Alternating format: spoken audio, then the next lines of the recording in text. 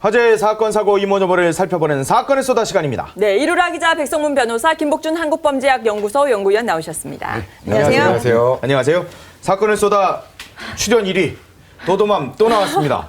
도도맘 사건에 이제 강용석 변호사가 증인으로 나설 가능성이 있는 것 같아요. 도도맘 사건이라고 하면 일단 이혼 소송이잖아요. 예. 도도맘과 남편 그리고 결국은 강용석 씨랑 뭐 불륜으로 인해서 가정이 파탄났다 이런 이혼 소송인데 여기에 이제 증인으로 채택한다고 하는 건데 보니까 아직까지 이혼 재판 날짜가 정해진 건 없어요. 예. 그러니까 그 도도맘 씨 같은 경우에는 본인이 뭐 이혼한다는 식으로 굉장히 많은 말을 했지만은 이게 지난 10월 달에 그 이혼 조정이 한 번 있었거든요. 마지막. 예. 근데 거기서도 도도맘이 나는 이혼할 의사가 없다라고 해서 이혼이 그 조정이 불성립됐었거든요. 근데 이제 뭐 이혼을 다시 하겠다고 했는지 계속 입장이 바뀐다고 하는데 어쨌거나 이혼 재판이 이제 소송으로 가게 됐고 남편 측 변호사가 이제 강용석 씨를 증인으로 신청을 하겠다. 물론 이 신청은 하는데 재판부에서 증인을 그러니까 증인으로 채택할지 여부는 좀 더 기다려봐야 하는 거죠. 아니, 남편 쪽에서는 이 불륜을 입증할 뭔가 확실한 증거가 있다. 깜짝 놀랄 만한 것이 있다라고 했는데 그게 뭐예요, 대체? 보니까 남편 측 변호인은 뭐 여러 가지 준비하고 있다. 그리고 남편이 예전에 MBN에서 한번 출연해서 이런 말을 한 적이 있죠. 도도맘이랑 강용석 씨가 뭐 술집 등에서 굉장히 눈뜨고 보지 못할 행동을 한 걸 많이 본 증인들이 있다. 이런 말을 한 걸 이제 바탕으로 해서 아무래도 뭐 증인들이 나와서 이야기를 해주거나 좀 증거 사진이 있지 않겠느냐. 근데 물론 그 부분에 대해서는 변호인 측에서는 확답을 주진 않았습니다. 네. 약간 별건이긴 하지만은 그 도도맘의 약간 도덕성이라고 해야 하나요? 그 도덕성을 문제 삼는 제보들이 쏟아진다는 거예요. 그러니까 예. 과거에 도도맘의 지인이라고 하는 사람들이 네. 하나둘씩 나타나면서 변호인 측에 굉장히 많은 도도맘이 예전에 이랬었다 저랬었다라는 제보를 쏟아내고 있는데 물론 그 부분에 대해서는 확인할 필요는 있겠죠. 예. 그래서 제가 이 부분에 대해서도 그럼 어떻게 할 거냐 물어보니까 변호인 측에서는 물론 이런 제보가 긴 하지만은 남편도 네. 그리고 이런 사실을 다 인지하고 있대요. 그래서 남편 측에서는 빨리 이거 다 공개하자 이런 식인데 예. 그래도 아직은 좀 더 참아보자 말리고 있는 상황이고 그리고 일단은 중요한 게 뭐 과거 행적이라든지 이런 부분은 조금 더 이제 확인이 필요한 부분도 있고 어쨌거나 이 이혼 소송은 강용석 씨랑 도도맘의 어떤 불륜 증거를 갖다 입증하는 거지 뭐 과거 그런 이야기를 할 자리는 아니기 때문에 더 이상 이제 말은 할 수 없다 그렇게 이야기는 했거든요. 백 변호사님 어떻습니까? 이 강용석 변호사를 증인으로 채택을 하려고 하는 이 움직임, 전략 그리고 실제 그러면은 강용석 변호사가 법정에 나오게 되는 건가요? 그렇죠. 그러니까 저는 개인적으로 증인을 채택할 가능성이 굉장히 높다고 생각이 들어요. 예. 이번 사건의 가장 큰 중심은 이혼 사건이지만 불륜으로 인한 이혼 사건이잖아요.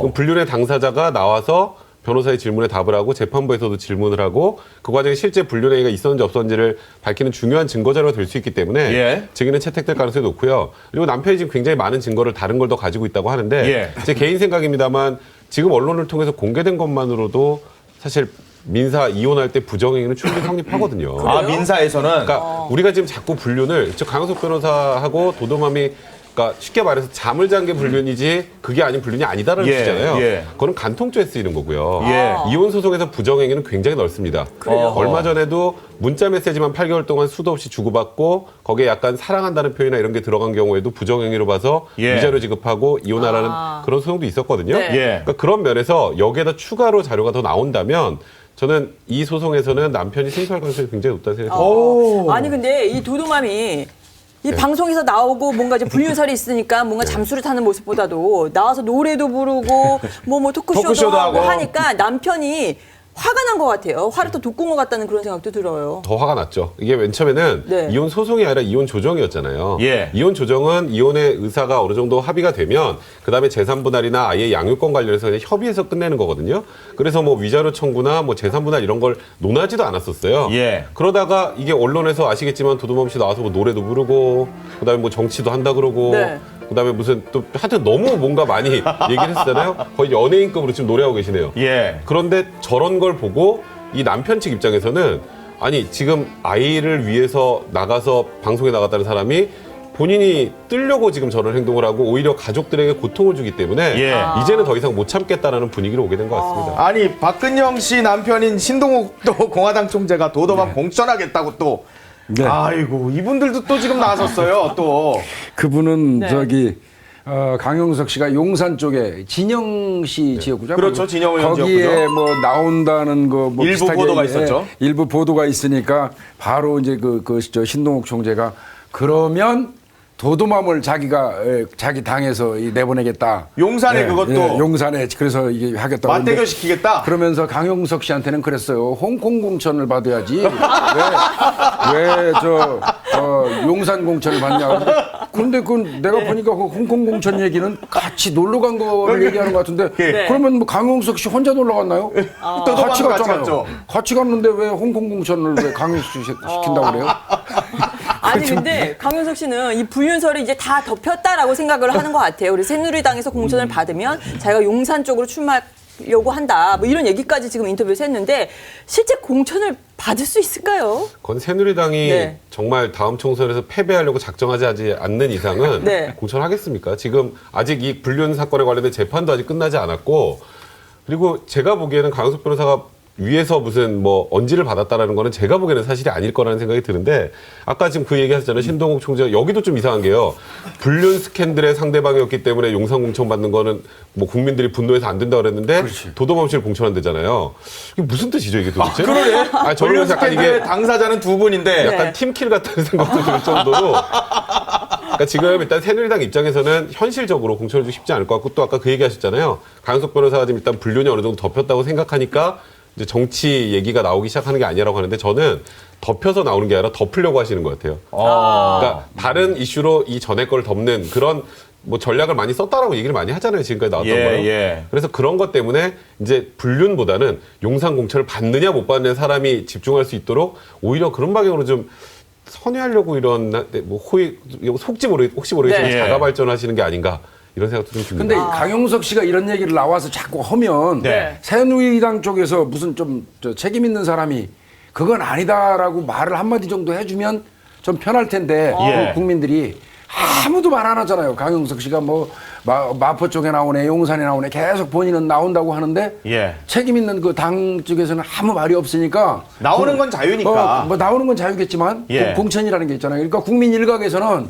물밑으로 강용석 씨가 받고 있는 거 아니냐 이런 생각도 없지 않아 있기는 해요. 하긴 뭐 네. 그 기사를 보면은 새누리당의 핵심 관계자와 강용석 그렇죠. 씨가 뭔가 이 대화를 나눈 듯한. 예, 아까 조금 전에 보니까 어디 공천 받으면 그 국회의원 할 때 내가 좋은 사람보다 어떤 놈이 더 미운가를 봐서 찍는다며요. 네. 그리고 어느 묘한 지역에 가면 더 미운 사람이 있을 수 있잖아요. 아, 예.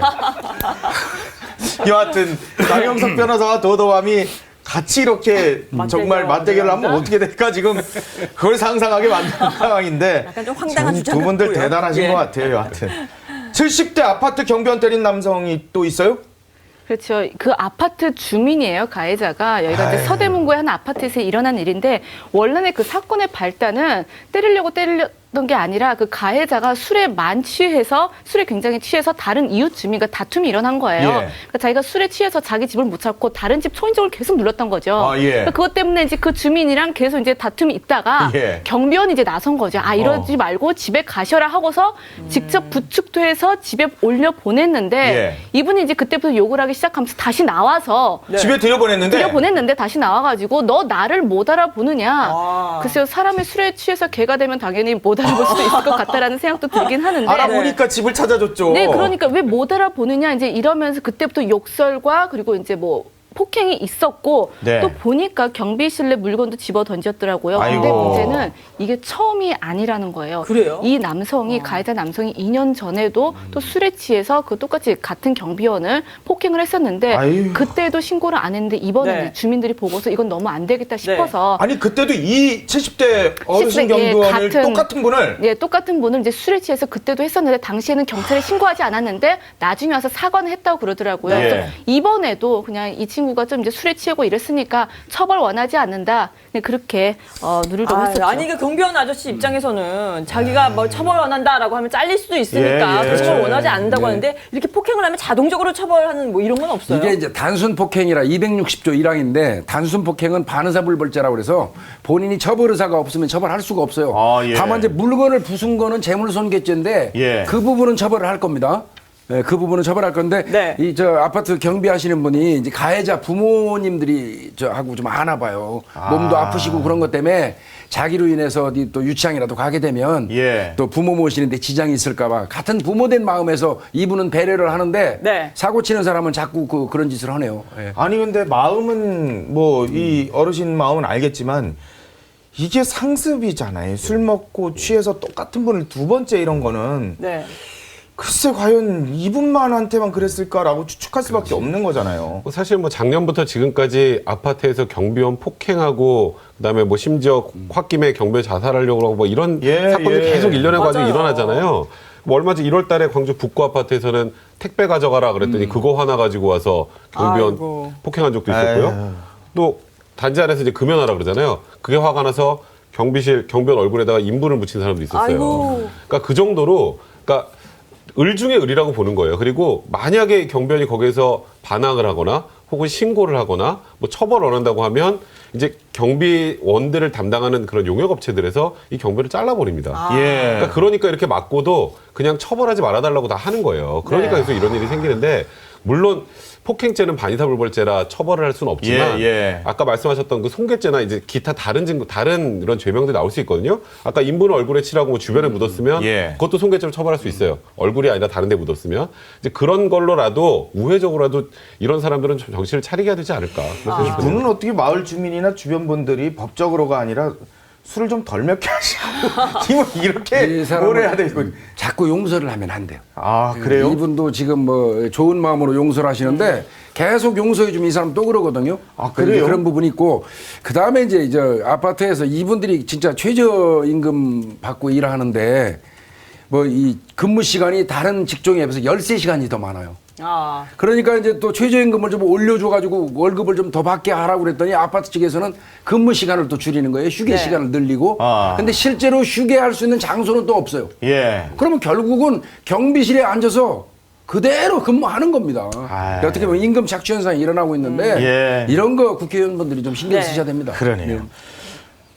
다이아 도터스요? 나 이거 처음 들어봤는데 이거 다이아스죠 이런 건가요? 뭐 재벌 3세 여성 네. 경영인들 주식시장 뭐 성적표가 여기 나왔다는데 다이아 도터스 맞습니다. 다이아 수저를 물고 난 그 딸들을 이야기하는데 소위 말하는 금 수저보다 더 높은 상위 아. 0.1%. 뭐 다이아몬드 수저예요. 그러니까 그렇죠. 그러니까 재벌 3세 여성들을 이야기를 하는데 올해 주식시장 성적표가 나왔어요. 근데 아무래도 단연 눈에 띄는 것은 삼성 도터스들이죠. 이부진 이서연 그렇죠. 2조 이부진 5천억이네요. 이서연. 그러니까 이분들 같은 경우에는 오히려 좀 지분이 떨어지긴 했지만은 네. 규모 면에서는 단연 1위다. 거의 보니까 2조 2,906억 원 정도 지분 가치가 되는데 네. 규모 면에서는 굉장히 압도적이었지만 평가액 증가로 본다면은 그 현대 도터스들이 현대가 딸들이 조금 더 우위를 차지했습니다. 누구냐면은 현대 그 정성희 이노션 고문 같은 경우, 그러니까 정몽구 현대차 회장의 장녀죠. 예. 그분 같은 경우에는 지난해 대비 한 4천억 원 가량 상승을 했었고요.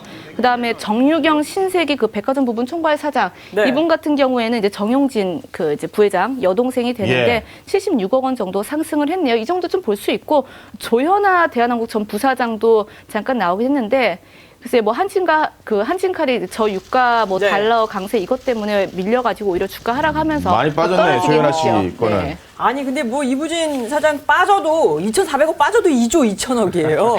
이 삼성가들 그 재벌들의 딸들의 활약이 아주 진짜 지금 눈에 띄는데요. 정유경 씨도 사실 범삼성가잖아요. 맞아요. 신세계도. 근데 이제 아마 지금은 이제 이걸 보면서 느끼는 거예요. 이제는 남녀 확실히 평등. 아니 요즘에 사실 여성들이 위에 있어요. 전 객관적으로. 대통령도 뭐 여성이시니까. 객관적으로 저는 요즘에 예. 조금 남자로서 불이익 처분을 받는다고 생각합니다. 그런데 하여튼 남녀 차별이 없어졌다는 것도 이제 1차 생각이 들고요.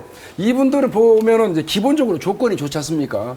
그 조건도 좋은 데서 태어난 분들이 보니까 나름대로 또 능력도 있고 그게 결합돼 가지고 어떤 경영 능력까지 입증받으면 검증받으면 앞으로 뭐 향후 우리나라의 어떤 이제 뭐 재계를 예. 끌어간다고 그럴까?